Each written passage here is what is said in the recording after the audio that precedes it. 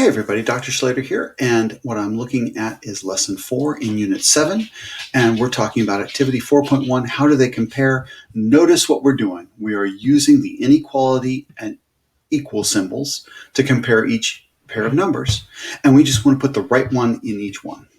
So we're going to start typing. So 12, which way? 12 is less than 19. It is a smaller number, it is less than 19. You know what? Let's make that bigger so we've got that. 212 is greater than 190. Okay? How about this one? 15 and 1 5/10. There's a decimal point in one and there's not in the other, but it's definitely the case that 15 is greater than 1 5/10. 9 and 2/100 and 9 2/10. Well, they both have a 9, but 2/100 is definitely less than 2/10, so we want a less than symbol.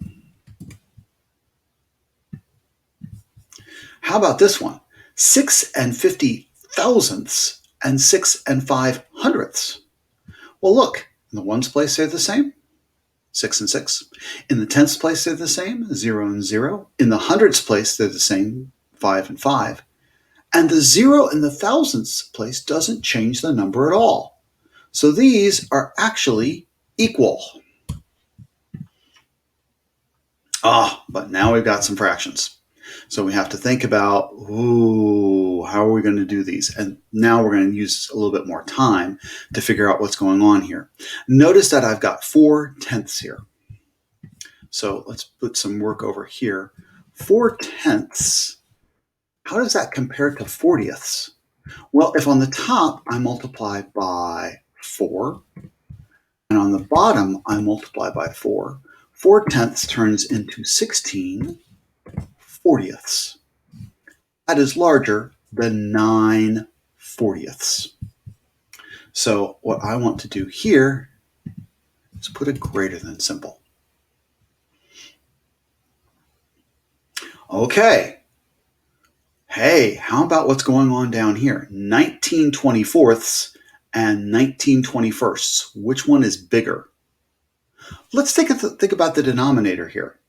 So I'm going to go with my denominator, and I've got 1/24th, question mark, 1/21st. Whoops, sorry.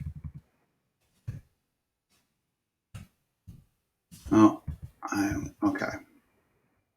I'm just going to put a symbol here. I'm going to times in here. We're going to get rid of that in just a minute. So the question is, what should I replace that times symbol with? Which one of these is bigger?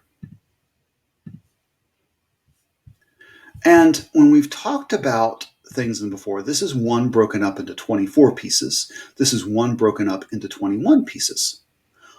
If I have a big pizza and I break it up into 24 pieces versus 21 pieces, the slices in the 21 piece case are going to be bigger. So I want to say this: 1/24 is less than 1/21. 1 slice out of 24 is going to be less than 1 slice out of 21. Well, the only thing that's happened up here is that we've put 19s on the top. So 19 slices out of 24 is definitely going to be less than 19 slices out of 21. But our last one is even trickier because we don't have the same denominator and we don't have the same numerator. Now, both of these are very close to 1. So if I want to write this a different way, what I have here is 17/17, which is 1, minus 1/17. And I want to compare that to, and again, I'm just going to write a times symbol here. We're not going to be actually multiplying. 1 minus 1/12. And I want to know what I want to replace that times symbol with. So let's see. Which fraction here is bigger? 1/12 is definitely bigger than 1/17. But that means if I take 1 and I take away a bigger number, that is going to be less than 1 take away a smaller number. So the symbol I want up here, is going to be a greater than. But the way that works is because, and let's change it down here as well, 1 take away a smaller fraction is going to be bigger than 1 take away a bigger fraction. Now, we've done all this with lots of fractions and decimals just to remind you of how you should be able to order numbers. We now need to think about how to do that when we are dealing with positive and negative.